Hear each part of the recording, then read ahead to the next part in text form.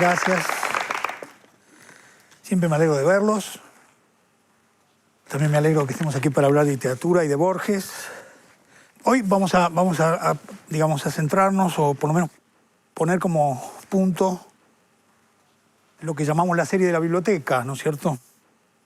Hemos hablado de la memoria como uno de los espacios decisivos, digamos, en la ficción de Borges, que además tenía para nosotros sentidos no solamente de construcción, de ficción, sino también algo muy ligado a su propio imaginario del lugar y de las propiedades a partir de las cuales era capaz, o se sentía capaz, o se sentía autorizado, pero también inhibido, ¿no es cierto?, de construir su obra. La memoria y la biblioteca parecían estar antes de la escritura, ¿eh?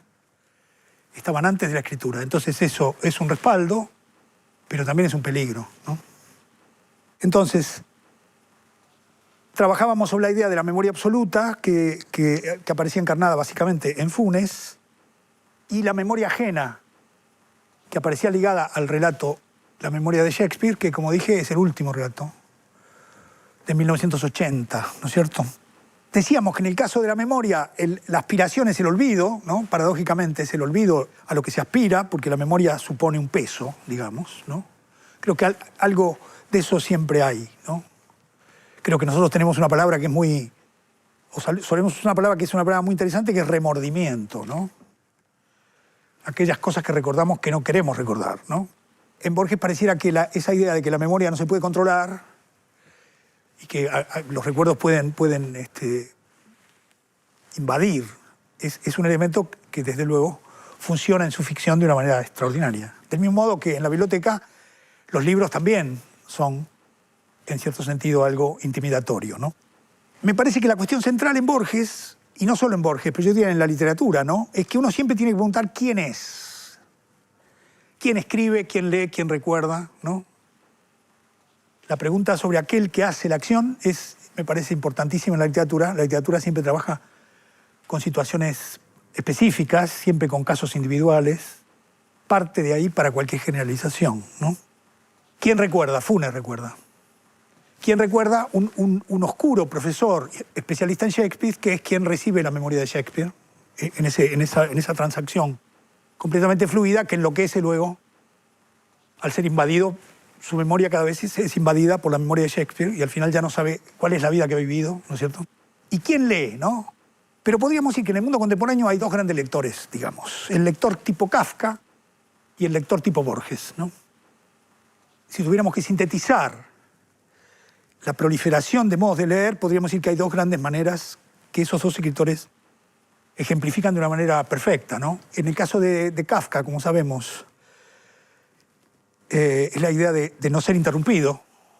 Kafka tiene una carta bellísima a Felisa, ¿no?, a Felix Bauer, y le dice: mi ilusión es vivir en un sótano muy largo, que nadie pueda nunca entrar ahí, que me dejen la comida en la puerta, así yo puedo hacer un poco de ejercicio, dice él. De modo que me dejan la comida y yo tengo que recorrer el sótano para abrirla y llevarme la comida, y ahí estaría yo muy feliz, en ese sótano, porque ahí podría leer tranquilo, y quizás si leo tranquilo puede ser que pueda escribir, ¿no? Sabemos que Kafka, que es el mejor de todos, siempre decía que no podía escribir, ¿no? Que es un detalle que siempre identifica a los buenos escritores, ¿no? Los buenos escritores son los que tienen dificultades para escribir, como Borges, ¿no? Dificultades, quiero decir, como les decía, no es un escritor prolífico, ni es un escritor que tenga una respiración larga, ¿no? Entonces, la interrupción es un elemento importantísimo en la experiencia de la lectura para cualquiera, yo diría, ¿no?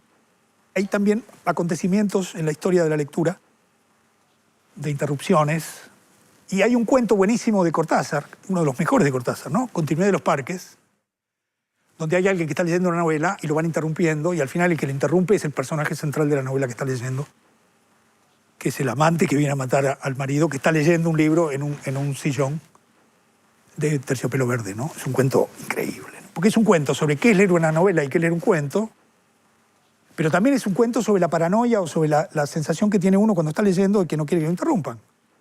Cualquier persona a la que uno ve leyendo en el subte o en cualquier lugar está como en un espacio propio, concentrado en eso, y uno mismo lo ve y no sabe muy bien lo que está. Si uno no tiene la cultura necesaria la experiencia de ver gente leyendo y saber lo que pasa. Si un marciano viene y ve a alguien leyendo, pero dice, ¿qué está haciendo esta persona, no? Que está ahí sin moverse.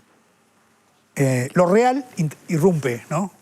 También la cultura es una pausa. Saul Bellow dice, la cultura es como la oración, dice él. Es una pausa en medio del ruido y del caos y de la velocidad. Y el arte es una manera de establecer un momento, un paréntesis, en el que podemos tener un tiempo propio, ¿no? Por eso yo creo que la cultura de masas, siguiendo la tradición kafkiana, tiene esa pregunta que nos hacen siempre, en general, los escritores, ¿no? Y no solo los escritores, ¿qué libro se llevaría a una isla desierta, ¿no? Que yo alguna vez hice el chiste, porque claro, es como si ellos imaginaran que solamente estando en una isla desierta uno va a leer, ¿no? Yo siempre les contesto que me llevaría, como lo dije ya alguna vez, un libro que me enseñara a hacer un bote, ¿no? Eso es lo que me llevaría a la isla desierta, si pudiera, ¿no? Decía, Kafka es el lector de un solo libro, ¿no? Eso si uno lee el diario lo ve, que pasa semanas con un solo libro. Puede ser la Biblia, puede ser Dickens. Es un lector muy intensivo, muy de una tradición que podríamos llamar una tradición hermenéutica judía, ¿no? Un lector que profundiza la lectura, ¿no, verdad? Es un extraordinario lector de Dickens, ¿no? Mientras que Borges está aislado en la biblioteca, pero tiene todos los libros ahí. Y entonces un libro remite a otro, y remite a otro, y remite a otro, y remite a la sensación de que siempre hay otro libro que no se leyó, ¿no? Por eso es muy contemporáneo Borges. Porque todos tenemos hoy esa sensación en la web, que ni siquiera tiene borde la web. Como la biblioteca de Borges, que tampoco tiene bordes, y ni siquiera se sabe dónde termina la serie, ¿no? Borges transmite muy bien lo que supone la lectura incompleta, que siempre falta un texto, ¿no? Que siempre hay algo que todavía habría que leer y que eso que no está leído determina lo que estamos leyendo, ¿eh? ¿Y qué es lo que lee? Lee una serie mezcladísima de textos, de filosofía, de matemáticas, de cuentos, no lee novelas, ¿no es cierto? Lee biografías. Hay un libro que es extraordinario y que quiero rendirle un homenaje ya las he nombrado, ¿no? Los he nombrado. A Laura Rosato y Germán Álvarez, que son los que hicieron este libro extraordinario y que trabajan seriamente, que ni siquiera quieren aparecer por acá, ¿no? Porque seguramente están en la biblioteca buscando alguna otra cosa.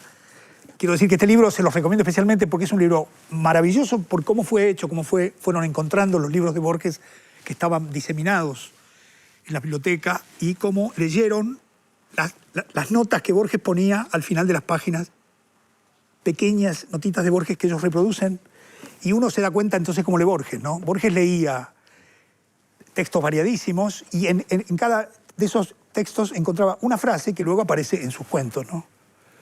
Un lector absolutamente microscópico, el lector miope. La distancia en Borges en relación con la lectura es una cosa fundamental, ¿no? Es decir, está siempre leyendo cerca, ¿no? Está siempre leyendo la pequeña huella, ¿no? Y al mismo tiempo está siempre leyendo una serie. Es como si de cada libro sacara algo y luego siguiera la serie, ¿no? No es el lector que lee, no digo que no lo haya hecho, no es el lector que lee por completo todos los libros, sino que lee muchas veces los mismos libros y encuentra, porque además era muy, muy meticuloso, de modo que anotaba, ponía la fecha del momento en el que había hecho esa pequeña nota, ¿no? Por otro lado, de hecho, es un lector que escribe lo que lee, ¿no? Copia lo que lee, ¿no? Y por lo tanto cultiva un arte de la cita que es fantástico, ¿no? Y también cultiva lo que Benjamin llamaba el arte de citar sin comillas, ¿no? También cultiva el arte de citar sin comillas.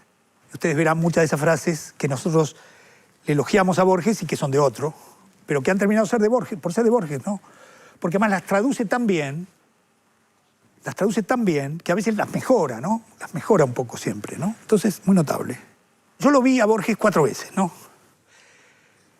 La primera vez cuando era estudiante, tenía 18 años, en el año 59. La segunda vez en el 1969, yo estaba trabajando en ese momento haciendo una colección policial, en realidad, en una editorial que se llama Tiempo Contemporáneo, y también hacía una colección de cuentos ahí. Saqué cuentos de Mailer, cuentos de Wernicke, y entonces en un momento se me ocurrió hacer una selección de cuentos de Conrad, porque en aquel momento no estaban circulando los cuentos de Conrad. Entonces que lo voy a ir a ver a Borges, a ver si él selecciona los cuentos y hace un prólogo, y sería lindísimo que él eligiera los cuentos. Entonces hice eso, lo llamé por teléfono y por supuesto me atendió. Porque estaba muy solo Borges. Porque era ciego, ¿no? Entonces, si uno lo llamaba y si le decía para qué lo quería ver y aquello para lo cual quería verlo tenía sentido, y le decía, véngase. Entonces fui a verlo y me dijo lo que siempre decía, pero qué buena idea, ¿no? Eso es que siempre le hacía, qué buena idea, no se le había ocurrido a nadie antes, qué sé yo. Empezó con eso. Y claro, dice, sí, fenómeno. Dice, tenemos que poner primero el duelo. Hay un cuento de Conrad extraordinario que se llama El duelo, que son dos soldados que se odian tanto que mientras van las guerras napoleónicas asolando toda Europa, ellos están siempre en un duelo privado, cada vez que se encuentran se baten a duelo como dos endemoniados. Es lindísimo el cuento porque mientras tanto la guerra asola a toda Europa y ellos cada vez que se ven en cualquier bar o en cualquier lugar que estén, porque los regimientos de ellos dos, que son del mismo ejército, se encuentran, inmediatamente se ponen a hacer un duelo privado. A Borges le parecía muy Kafka ese cuento, ¿no? Le gustaban mucho esos tipos que estaban en esa obsesión. Entonces, inmediatamente después me empezó a contar duelos. Y la tarde fue cayendo y nos olvidamos de Conrad. Primero me contó, me acuerdo el primer cuento, el primer duelo. Me dijo, una vez Julio César estaba por iniciar una batalla y el general enemigo le dijo, bueno, en lugar de que muera tanta gente, ¿por qué no nos batimos a duelo nosotros dos? Entonces Julio César, que por supuesto era muy buen escritor, entre otras cosas, le dijo, sí, cómo no, pero yo le mando un gladiador, si usted quiere. Entonces Borges se divertía mucho con eso y después siguió con una serie, de la que me acuerdo, una serie de cuentos, por ejemplo, un enfrentamiento entre Saint-Beuve y Víctor Hugo, ¿no? Y que Víctor Hugo no creía en los duelos, pero no podía no aceptar el desafío en aquel tiempo. Entonces fue al duelo con un paraguas pintado de amarillo, me dijo Borges, para mostrar que él no estaba de acuerdo con el duelo. Eran cuentos, era una serie lindísima de duelos, y después me contó uno absolutamente extraordinario, que pasaba en un pueblo de la provincia de Buenos Aires, donde había un guapo, de estos guapos borgianos, que tenía a todo el mundo, que era el hombre valiente del lugar, ¿no? Que se llamaba Soto. Y resulta que al pueblo llega un circo pobre, esos circos medio campesinos, ¿no? Y en el circo había un domador de leones, que ponía la cabeza en la fauce del león, y se convirtió en el hombre más valiente del pueblo, todo el mundo. Y se llamaba Soto, para peor. Entonces, porque este hombre tenía muchos problemas, dice, porque cada vez que iba a tomar una ginebra al bar aparecía el otro Soto que le decía, acá sobra un Soto. Y el pobre domador de león tenía que salir corriendo por la puerta de atrás. ¿No? Le encantaba esa historia a Borges, y es lindísima, la verdad, ¿no? Entonces, ahí vi cómo funciona, ¿no? Funciona con una serie que está unida por un eje, aunque la materia común sea variadísima, porque pasaba de algo que había leído en las décadas de Tito Livio a algo que había leído en un intercambio de cartas de Víctor Hugo, a una anécdota oral, en fin. Y todo estaba como enhebrado por esa forma que él usa mucho, ¿no? La esfera de Pascal, alguien hablaba de la esfera de Pascal. De pronto toma una metáfora y la sigue. El infierno, toma el infierno como es que aparece. Es decir, que construye una cadena, pero que era, evidentemente yo lo vi funcionar ahí como si fuera alguien que, yo no sé cómo llamar a eso, pero era como, bueno, así le funciona la imaginación, ¿no? Estuvo como 4 horas contándome duelos y se olvidó de Conrad, y yo después le dije, muchas gracias, Borges, y me fui. ¿No? Por otro lado, los duelos son un elemento central de su ficción, ¿no? Son un elemento central de su ficción. Se repiten los duelos como forma a lo largo de toda su obra y son siempre igual. Son dos hombres que se enfrentan por el reconocimiento y son capaces de afrontar la muerte. Los cuentos de cuchilleros son una serie, pero también hay duelos que incluyen, por ejemplo, los teólogos, ¿no? El cuento que se llama Los teólogos. En La muerte y la brújula uno puede decir que en realidad es un duelo de Lönnrot con Scarlac, que se parece mucho al sur en ese sentido, porque Lönnrot, que es el gran intelectual, cae, digamos, bajo la telaraña de Scarlac, que por fin lo mata, ¿no? Y después hay otro que es un extraordinario cuento, ¿no? Deutsche Requiem, que es el cuento contado por el intelectual nazi, ¿no? Por el filósofo que es un nazi, donde ahí se ve algo que yo creo que es una marca de Borges. Borges, ¿cómo decirlo? Borges solo ve la identidad, ¿no? Nunca ve la diferencia. Es un hombre que tiene, no digo que tenga un defecto, porque no es un defecto, pero tiene una virtud particular por la cual de todo capta lo que es igual a, ¿no? Tiene como un, no sé cómo se llama eso, como si tuviera un ojo de más. Entonces, en todos lados ve, tac, pero entonces no ve la diferencia. Entonces, por ejemplo, ese cuento en la próxima reunión de la semana que viene, vamos a ver la cuestión de la política en Borges, ahí yo veo un problema. Por ejemplo, al final, los que se enfrentan son siempre lo mismo, ¿no? O sea, Borges dice, bueno, pero en realidad los teólogos, en el cielo de los cielos, tan distintos que eran, terminaban siendo uno igual al otro, ¿no? Siempre hay un lugar donde los opuestos terminan por identificarse. Eso está en los cuentos de Borges todo el tiempo. En este cuento es más complicado porque es el filósofo que dirige un campo de concentración y tortura a un filósofo judío, y luego en el final, en la metafísica de Borges son lo mismo. Bueno, no son lo mismo. Ahí me parece que sí se puede decir, no son lo mismo, ¿no? O sea, que se dejó llevar por esta lógica de la duplicación, de la identidad, que es un elemento muy potente de su imaginación. Tiene una capacidad extraordinaria para ver lo que se parece en cosas que no tienen relación. Tiene una mirada increíble para poder ver cosas que no parecen a primera vista. Por ejemplo, la serie de los duelos, que está bien, ahí el elemento que los unifica es bastante visible, pero es capaz de hacer esas cosas con elementos que no son tan evidentes, digamos, ¿no? La otra cosa que tienen los duelos es algo que yo llamaría la ficción del nombre, ¿no? Que es un elemento que es muy importante en Borges. Porque la ficción del nombre está en la zona del culto al coraje, porque es el nombre del otro lo que importa, la nombradía que tiene el otro, lo que hace que el duelo se produzca, ¿no es cierto? Alguien tiene, digamos así, ha construido una leyenda de que es un hombre valiente y se llama el pegador, o sea, y alguien lo busca sencillamente porque dice que es más valiente que él, ¿no? Entonces, le cuestiona el nombre. Yo les decía que Dalman, el pobre bibliotecario, que imagina su muerte en un almacén de La Pampa, y sale a pelear cuando lo nombran, cuando lo llaman Dalman. Dice, ahí no pude dejar de pelear, ¿no? Entonces el nombre ahí es un elemento que tiene mucho que ver con la virilidad, tiene mucho que ver no solo con el coraje, pero también están los nombres en la zona de la cultura, también hay una ficción del nombre ahí. Movimiento de los nombres, cambio de las atribuciones, trabajos con nombres que se desplazan, ¿no es cierto? Que lo vamos a ver un par de ejemplos en Pierre Menard, ¿no? Entonces, los duelos y las lecturas, digamos, están unidas por estos elementos que son como ciertas formas que Borges busca lo idéntico, ¿no? En eso también, eso explica por qué está tan ligado a los géneros, ¿no? Borges, ¿por qué le gustan los géneros populares, ¿no? Creo que lo hablamos de eso ya. ¿Por qué le gusta el cine de Hollywood? ¿Por qué le gusta el policial? Le gusta porque repite fórmulas, ¿no? Eso lo hablamos. Mientras que la alta cultura está siempre pensando en la originalidad pura, Borges es un hombre que está muy ligado a la gran tradición de la literatura popular, que es una literatura donde uno va a buscar lo que ya sabe. Uno ya sabe que hay un detective, que viene una mujer y que se perdió el gato, el detective busca el gato, encuentra un muerto, y después la novela sigue. Pero eso es una fórmula que ya está, ¿no es cierto? Y eso recorre la gran tradición de la cultura popular, y es lo que diferencia básicamente la llamada alta cultura, donde todo parece ser original. Entonces Borges está más cerca de ese tipo de usos, ¿no?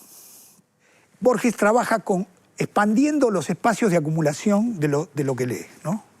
Uno podría hacer una serie que es la cita, una serie de citas es un texto de Borges, una serie de textos de Borges es un volumen de Borges, y luego lo más parecido a lo que sigue es la enciclopedia, que es como una serie de volúmenes y de artículos que en realidad es un libro, pero es un libro que tiene muchas citas. Y luego la biblioteca, que es un conjunto. Entonces, es como si tomara la parte microscópica de la cita como lugar de acumulación inicial y lo fuera expandiendo, siempre con el mismo procedimiento, hasta terminar en la biblioteca, que sería el lugar pleno, digamos así, ¿no? Entonces, es muy interesante ver funcionar ese procedimiento en él, ¿no? Ese procedimiento de expansión y acumulación. Porque en Borges, para decirlo de una manera rápida, digamos, y un poco hermética, en Borges la erudición funciona como sintaxis. Es decir, es lo que permite articular una cosa con otra, esa erudición, que es una erudición siempre un poco... También es una erudición de diccionario, de enciclopedia, de divulgación. Borges no es un erudito. Borges es un hombre que lee libros. Lo que nosotros vemos ahora en Internet, él lo hacía antes.